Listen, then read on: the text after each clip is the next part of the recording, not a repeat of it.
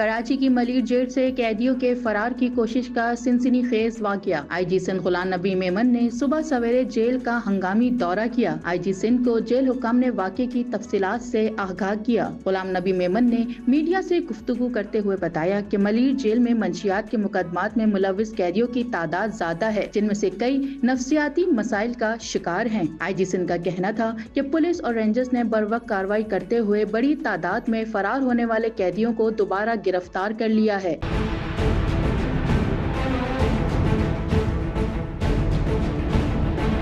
इनका कहना था कि इस नौयत के कैदी जल्द काबू में आ जाते हैं। अभी तक जो शवाहिद सामने आए हैं, इनसे ऐसा नहीं लगता कि ये फरार का मंसूबा प्री प्लान था। हम इस मामले की मुकम्मल तहकीकात करेंगे।